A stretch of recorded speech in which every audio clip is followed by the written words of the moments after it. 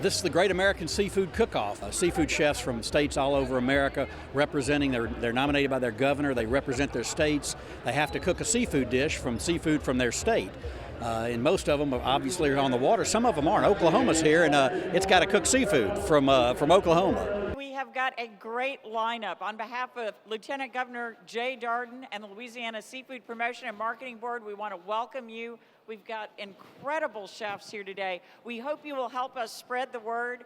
These chefs that are here are great ambassadors for domestic seafood. It's such an important thing for our country. It's healthy, a great tasty choice, and they're going to be showing the best of it to you today. We're going to be crowning the king of American seafood. And one major thing that is important for everyone to recognize is that we do choose, we want everyone to choose domestic over imports. That's very, very important. We want to encourage the history, the culture, just like in Louisiana, how important our culture is, our food culture, to the restaurants that are so successful that truly appreciate local seafoods. Domestic seafood is so important, and we're really trying to get people in general to pay attention to domestic from the Gulf, anywhere in the country, because it's a healthier alternative, it's a safer alternative, and we really appreciate having all these chefs act as ambassadors for us to spread that word. At the same time he counts down for them to quit, Adam Evans, you're going to start. Today we're going to do a little Asian pesto rubbed lionfish. It's going to be served over a masa with lump crab meat. Around that, we're going to have a late summer succotash with some Florida lobster, and we're going to finish that up with some clams that we're doing in spicy caramel sauce. It's Florida, it's amazing seafood, and we've got 4 different types on the plate today. We're great snapper, cobia, and lionfish are the new invader from the Caribbean. So we're looking forward to eating some of that. What do you tell people at home when it comes to cooking with seafood? Right, keep it fresh and keep it cold. Keep it cold, ice down until it's ready to be served. We've got the lionfish, which is unfortunately an invasive species, but it's a beautiful tasting fish. We hope everybody will start eating it so it won't eat all the other fish. Some beautiful cedar key clams. They're caramelized, so we've added a caramel sauce with Aleppo pepper and some salt, so it's a little sweet, a little salty, a little spicy. Some lobster, Florida lobster, has been crisped up there.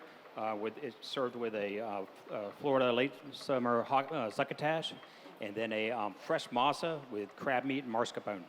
I am actually doing some Texas Gulf shrimp, and I'm serving it up with a little jalapeno orange marmalade with some house-made bacon that I made. We've got an awesome amount of seafood in Texas. We do all sorts of things from blue crab. We have oysters out in our Bay Area, but really we specialize and we're really known for our Texas Gulf shrimp. It's kind of the Black Angus of the shrimp world. What do you tell people when it comes to cooking seafood at home? I give them lots of recommendations. Obviously, you want it to be very fresh. Shouldn't have a fishy smell to it. Should have a nice briny, salty smell to it. But the most important thing is, for the most part, is you want to dry it up as much as possible so you get a nice sear whenever you put it in the pan or the grill. We wanted to showcase what we feel, as far as the Texas Gulf is concerned, some of our best product, and that's going to be Texas Gulf shrimp. We bought that head on. I brought it all head on and whole. I took very good care of it, kept it nice and cold. I peeled it myself. I dried it really well. I've allowed a little bit of purge to come out of it so that it could pick up that briny flavor of the ocean. I was a little boy growing up in South Padre Island, and I would always smell the shrimp boats coming in, and I could smell the brininess of it. So hopefully you're going to pick some of that up. And then the next step was basically just to accentuate the ingredient. I wanted to cook it correctly and then accentuate it. So shrimp are very lean. They've got a little bit of fat, but they're very lean. So pairing up with a little bit of fattiness from the cream corn, I think works really well. Shrimp are also very naturally sweet. So we paired it up with a little bit of jalapeno orange marmalade that we make fresh. It's got a little bit of heat, but it backs off at the last minute. And then, of course, bacon there to bring out the brininess of the shrimp. I always used to say, if you want to make a dish a little bit better, it's 2 words, bacon. So I wanted to add a little bit of that in there. And we also make that in-house, which is a 10-hour cure and 4-hour smoke on that with South Texas hickory. I brought some big fatty salmon from the Columbia River. We're going to be utilizing the belly a lot, the cheeks. So we're going to sear a little bit. We're going to serve the belly as a crudo with some marinated peaches, some corn and corn puree, Lots of bright flavors, really light. Tell us about cooking with Oregon seafood. It's some of the best in the world. We do a lot of it. It's albacore season right now, salmon season right now, so we're in the thick of it. It's very fun. What is your recommendation to chefs at home that want to cook with seafood? Bring the best possible ingredient you can through your door. It will taste better. I'm from Portland, Oregon. I brought you the fattest, richest salmon that I possibly could and used the belly cut. On the bottom's a little sweet corn puree, finished off with a little buttermilk. In the corn relish, there's the salmon cheeks, almost done in like a ceviche or a poke style, just quick cured. Raw, you really don't see that, but we really, really like the texture. And then I just got some salmon belly crudo right over the top of everything, a little jalapeno pickle, a little red onion pickle, and some crispy skin. We're actually cooking a nice catfish dish, and we're making it very regional. We've got some okra and sweet corn and sweet potatoes, so we're kind of keeping it really Oklahoma. Tell us about seafood in Oklahoma. Well, we don't have too many commercial seafood options in Oklahoma, actually, so but we've got great catfish, and most of our restaurants, we use seafood from the Gulf and lower Atlantic. So, what do you like about cooking with seafood? I like that it's pretty quick and spontaneous, and great flavors without having to do a lot to it. Your recommendation for the chef that would like to try this at home? Just have fun with it. I mean, the catfish is a fish that really you want to cook through all the way. So it's easier for a home cook. They don't have to worry about getting it medium rare or anything like that. So you can just cook it and have fun with it. What we did was I actually pounded the catfish out a little bit to try to give it a little, make them. They have several size fillets. So I pound them out a little bit, trimmed them up to kind of be equal. The trimmings I smoked in a little tin box on top of the burner. We took the smoked catfish, put it with roasted sweet potatoes and scallions to make a little fritter. The actual catfish has some smoked paprika, salt and pepper. There is some pecan gremolata on there. We got some really nice little okra that we roasted with grape tomatoes and scallions. And we also did a corn curd with the white corn. We usually do it with the yellow, but the white was looking good, so that's what we did.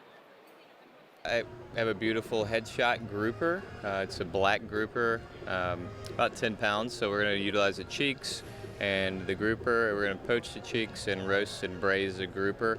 And then we have some just corn and a pork belly also. I'm going to be cooking pork belly from raw, so we only have an hour, so we'll see what happens. Tell us about Georgia seafood. Well, Georgia's got a great coast for seafood. There's a lot of different species, and there's a really great, also I forgot to mention the clams. From Sapelo Island, there are some great clams coming out of there, so we're going to highlight those today as well. What do you tell people when it comes to cooking seafood at home? What's your advice? Practice it, I guess. It's a sort of thing where you need a bit of finesse, and it just takes practice. What we have today is a scamp grouper. This is a very large, very nice fish, so super fresh fish, and you'll taste it. So we really wanted to prepare it in several different ways so that you guys can taste the different techniques we use. So starting with the fillet, we have about a 3-ounce fillet, and took the skin off, but we, again, using the whole animal, we use a cheek, we use the fillet, we use the skin. We're going to do a red snapper dish, and basically we dehydrated some shrimp shells. We're going to crust the red snapper in that. We have rice grits, so we're going to do a little saffron rice grits with that shrimp crusted red snapper. We're going to top it with a little oyster fond and sea bean salad, and then garnish it with some red snapper cracklings that we made from the fish skin. Tell us about Mississippi seafood. Well, Mississippi seafood is we are a coastal state, and so we have access to great waters and beautiful fish. What advice do you have when it comes to the chef at home? I would say to basically taste as you go, and to use your imagination. It's food is a creative outlet, so just use your imagination and taste as you go. What's it like cooking with seafood? The fresher the seafood, the better, and so you just let the product speak for itself.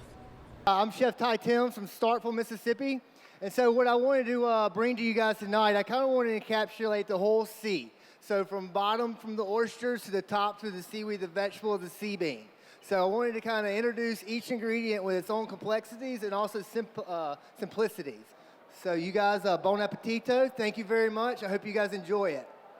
We're going to be cooking scallops, just simply seared, with a couple textures of corn from our Jersey corn, little pickled chanterelles that we actually pickled last month, and just some radish too as well. Real simple, clean. What are your choices when it comes to seafood from New Jersey? Well, you got to start with scallops. They're the best. I mean, it doesn't get much better, and then you can go anywhere from fluke to tilefish to bass, so forth. What's it like to cook with seafood? I love it. It's the simplicity. It's the being able to add flavor to it, to be able to enhance it, and work with what it is. It's being super fresh. It doesn't get much better than that. What recommendations do you have for someone who'd like to try this at home? Keep it simple. That's the only way to be. Simple, clean, and don't overcomplicate things, and have fun while you do it. We're serving Viking Village scallops out of Long Beach Island. Super sustainable, building back the reef with the shells being thrown right back into the ocean to build that reef. Best quality scallops I've ever tasted, and they are unreal, raw or cooked. Lightly searing them, getting a nice crust, and keeping the inside about medium rare. We're doing a creamless cream corn, again, Jersey corn, super sweet. We roasted the cobs a little bit to get some flavor into the stock.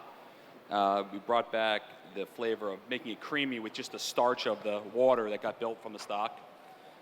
A little bit of radish that was quickly thrown in pickling liquid, then quickly roasted. Chanterelle mushrooms that we actually foraged last week, then threw them in some pickling liquid as well. And a bunch of just mixed herbs, some flowers to go with it for lighter flavors, nothing too spicy, nothing too crazy. There's also a little corn fritter that's on it, kind of mimicking a funnel cake. We're doing a nose to tail wild Alaskan sockeye salmon. So utilizing all the components of the fish. Tell us about cooking with Alaska seafood. Oh, it's really second to none. The quality and the freshness that we have there is really unbeatable. What advice do you have for the chef at home? Just source the best fish you can, or maybe even the best, catch it yourself and treat it simply. So I brought kind of a nose-to-tail wild Alaskan sockeye salmon. Sockeyes are running right now, and we get this really gorgeous pressure-bled sockeye. So they use a hypodermic needle that's pressurized to force out all of the blood that's in the fish. It's a really arduous task. It takes them about 5 minutes per fish, which is quite a bit of work when they're unloading tons and tons of fish. But we tried to just kind of utilize every bit of the fish. So we have a brined and cedar roasted fillet. And then we took the bellies and the meat that clings to the bones, and we made a salmon chorizo with it. So it's spiced with smoked serrano, chili de arbol, cumin, oregano, and a little bit of pork back fat just so it doesn't dry out. We have a crispy salmon collar, which is my favorite piece of the fish. So we just fried that off. And then we have crispy skin chips. And then lastly, we seasoned it with what we're calling salmon bone salt. We take salmon bones, we lightly boil them to remove all the flesh, and then we dehydrate them for a couple days and we grind them up. So it has a real kind of ocean salinity kind of flavor, and also acts as a salt. Fresh seafood, still alive, combined with some good local vegetables. What do you enjoy the most about cooking with seafood, whether it's lobster or some other thing? You can just be so innovative with all the local produce that we have available with all the local farms in the area. What advice do you have for someone who would like to try this at home? To just have fun and go for it, and don't be nervous. Just, take it on, do what you can do, show your stuff. Absolutely. What are the advantages of cooking with seafood? Well, for us, we get the freshest product available in the world as far as we're concerned. Our cold water shellfish and fish are second to none as far as we're concerned. Obviously, we have Maine lobster here. Very, very high-end ingredient, so I really didn't want to mask the flavor of the lobster. I really wanted to let it shine and be the focal point of the flavor of the dish. So, we have a little butter-poached Maine lobster with a Maine garlic sea-salted Dutch's potato and a lobster cream-style corn, which is a base of a lobster bisque with a little fresh corn, partially pureed, and a little fresh chives over the top. Today we're doing a little bit of black grouper and Alabama white shrimp. Okay, it's going to be a cumin and coriander crusted black grouper. The shrimp we're making into a hot smoked shrimp sausage, something that is a little kind of fun and nobody sees a lot. And then we're going to do some Sand Mountain tomatoes out of North Georgia right now. Out of North Alabama. Beautiful tomatoes, and make that into a jam, and a little hummus made out of English peas, and then some pickled vegetables. What seafood options are available in Alabama? Oh my God, there is so much stuff in Alabama. It's absolutely crazy. Grouper, snapper, tuna. Okay, everything coming out. Cobia coming out of the Gulf. Oysters are huge down in Alabama. There's all kinds of people starting to farm them down on the Alabama coastline. Shrimp, plentiful. Crabs, amazing. Flounder, everything. Everything you think of out of the Gulf, we have it. What do you like the most about cooking with seafood? My restaurant's a seafood restaurant. I kind of like it because it's a wonderful palette to work with. You can paint subtle flavors to it and just give it wonderful touches and nuances, but the flavor itself is so strong and great. It comes through, but little touches are wonderful. If somebody wants to try this at home, what would you suggest? On our dish?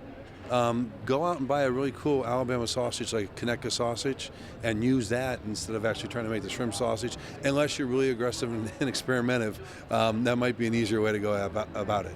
What we did, being out of Birmingham, Alabama, we have a beautiful coastline down in southern Alabama. Get some incredible seafood. Really love Alabama seafood. It's probably some of the best I think you can get, but I'm biased, okay? Anyways, what we did is we took some black grouper out of Bayou Batre, did a cumin, coriander, and black pepper crust, set that on a bed of English pea hummus, and then took some Gulf white shrimp from Bon Secours. Okay, it's a beautiful Alabama product, and made it a shrimp sausage. We took a little bit of pork belly, a little bit of shiitake mushrooms, all right, a little touch of egg and cream, blended that together, put that through a sausage grinder into a little sheep's casing, and had shrimp sausage.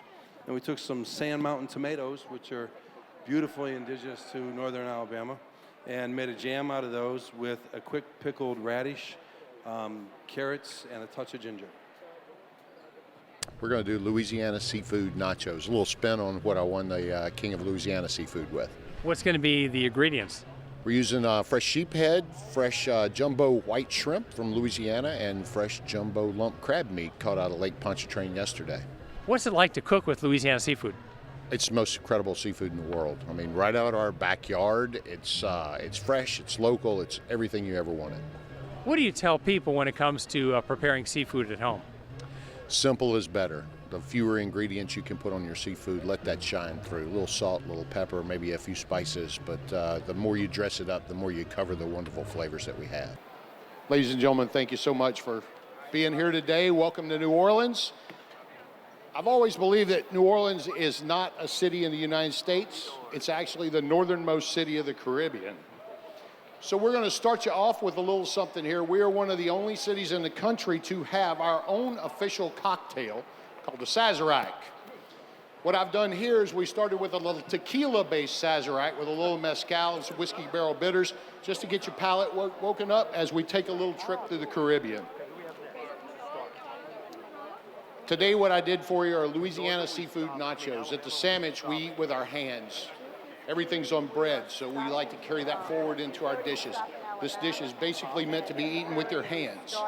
We have a sauteed piece of sheep's head. Sheep's head's very sustainable. It's a bycatch, and until recently, it has just become an in vogue restaurant quality fish. We added with that a little Gulf shrimp escabeche with some jumbo lump crab meat. Underneath that, you have charred red corn and mango salsa with locally sourced heirloom tomatoes, limes, Meyer lemons. You have a bacon fat puree, bacon fat tartar sauce. We have a little mango puree, and the star of the show are the fish skins. So we took the sheep's head skin, scraped all of the flesh off of it, and fried it to make it a tortilla. So these are actually nachos. We're doing a Taste of the Low Country. We actually have three components that's going on to our plate. We're doing a fried oyster that's on a sweet tea cucumber noodle. The sweet tea cucumber noodle is made from sweet tea vodka, not actual tea. And then we're going to do a bacon-wrapped shrimp medallion that's going over fried corn. And then we're serving a grouper cheek that's sauteed, served over a hoe cake with tomato jam and a John's Island pesto. Tell us about the seafood available in South Carolina. Oh, it's beautiful. We have these really nice white shrimp. Of course, we follow what's in season as much as possible. We're using the gag grouper, which everybody knows is like, everybody's familiar with grouper. The gag grouper it's like its rich cousin. So it's a really nice fish. What advice do you have for the chef at home when it comes to preparing seafood? Just make sure it's fresh, and don't try to complicate it. Keep it simple. You don't need to do a lot with good seafood. We have 3 components going on our plate today. All of them are simple. We're representing the Low Country here, which the food in the Low Country is just absolutely fabulous. It's food that it's influenced from the South, which also has influences from French, from the Africans, and from the Caribbean. And the food it's simple, but it's still elegant and still tasty. To start off with, we have a fried oyster. The oyster is served on a sweet tea cucumber noodle. It's not made from sweet tea, it's made from sweet tea vodka, which is made in Charleston. The second component on the plate, we have a bacon wrapped shrimp medallion. It's basically a shrimp mousse that's wrapped in shrimp and then wrapped in bacon, and it's served over fried corn. The fried corn here in the South, it doesn't necessarily mean it's going into a fryer. It means it's cooked in a frying pan, okay? And of course, we all know, as I said down there on the floor, being in the South, you got to have bacon on the plate. It's the law. And then our final component on the plate, we have a grouper cheek served on a hoe cake, and then it's topped with a little bit of John's Island pesto and a tomato jam. The John's Island pesto, we have goat cheese that came from John's Island, which is a little barrier island right off of Charleston. The goat cheese we used in place of the Parmesan cheese. We used arugula in place of basil. We used pecans in place of pine nuts. So still keeping it very southern, very Low Country. So enjoy. This is the guy right here, won it last year. All right, so we've got him. We've got 3rd place. Everybody ready?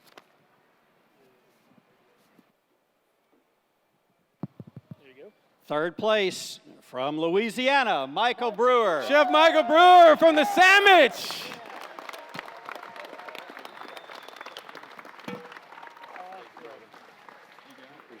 Hey, great job. Thank you.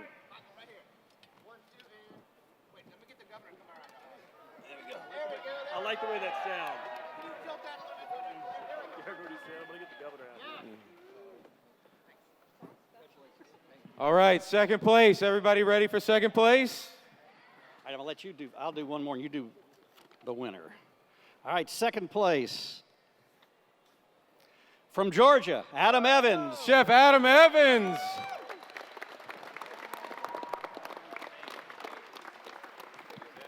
Great job, Chef. Smitty and I got 2nd as well. Hey, can you tilt it a little bit so it doesn't glare on me? That's perfect right there. All right, there you go. Good. 1, 2, man. Wow. So you do the honors for the winner. so here we are, guys. All the marbles right here. You guys ready for this? I'm nervous too. I'm not even cooking. I'm nervous too.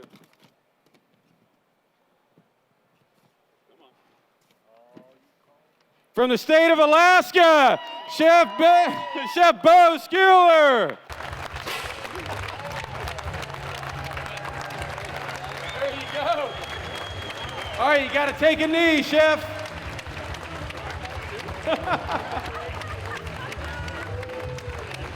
First time ever, Alaska's winner. It feels pretty good, though, to be able to represent Alaska that well. We did a nose-to-tail sockeye salmon dish, so we utilized all the parts of the fish scrap, the fillet, crispy skin, crispy collar. We made salt out of the bones. I mean, it's a great honor to get 2nd place, and we were super excited. The sous chef Phil was great. We cooked together well, so we had a blast doing it. So I'm happy to get 2nd place. It's amazing. It just is really a wonderful thing for a guy who doesn't have a culinary background to pull something off like this. I'm thrilled. I think it's awesome. Being with all these chefs has been an awesome experience, getting to meet people from all over the country, and being able to represent the state of Texas in an event like this is a huge honor for me, one of the milestones of my career. This is really cool. First time here, obviously. Great setup, huge. Much bigger than I was expecting to see it, and it's fun. There's a great little camaraderie going on, yet that kind of underlying tone of, I gotta win.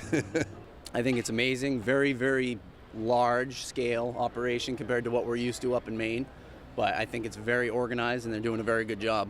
Excellent. We've had a great time so far, and people have been really helpful. Had some issues already, so a lot of chefs in the area have been helpful, and everybody here has been helpful too as well. So that's great. It's a great event. It's a lot of great chefs from all around. I'm really honored to be here, so I can't speak enough about it. I'm just happy to be here. This is our 12th year, and I tell you what, just being a part of celebrating American seafood and encouraging everyone to stay local, because that's what it's all about. We're talking about protecting our own, protecting the history and the culture, and to make sure that the seafood is sustainable and that we will have all of our seafood products from now into the future. So it's like, we are embracing it now. We love it and we love the flavors, but we want to make sure that our kids, our grandkids, and our great-grandkids are going to be able to enjoy that too. So it's a combination of celebrating the chefs, celebrating the restaurateurs, and farmers that produce all these great seafoods. But we want to make sure that we're here for the future too. It has grown exponentially over the years, and we're real proud to host it every year. We have the Great Louisiana Seafood Cook-Off, and that determines our entry this year. And then folks from all over the country come to participate in this event. It's a very popular event held in conjunction with the Louisiana Restaurant Association's Expo. So you've got folks who are in the industry from all over the state that come to shop and to meet and to have great exhibitions here. It's really quite an event for New Orleans and the Convention Center. Your reaction to everything that you've seen and heard here today? Well, you can't, if you come in here hungry, you're not going to go away hungry. They're great dishes. We've been laughing. The judges have had to sample, I think, 12 different dishes. And I asked them, how many bites do you have to take? And the consensus was you got to have 2 very good bites of everything together, and then you can sample some of the things that make up the presentation that each chef creates. But they're getting pretty full after 12 samples. If people have questions like more information, what should they do? Well, they go to LouisianaTravel.com. They can find out everything they want to know about Louisiana Travel. It'll link you to the Seafood Promotion and Marketing Board site as well. Oh, just delighted. I mean, again, I think this year was just a banner year with a great level of chefs competing, and also a lot of quality in our judges. And so we appreciate the sponsors who help us make this happen. If people have questions like more information, what should they do? They can go to GreatAmericanSeafoodCookoff.com. There's all the background on everybody who's been involved. You can also go to LouisianaSeafood.com and find out more about us.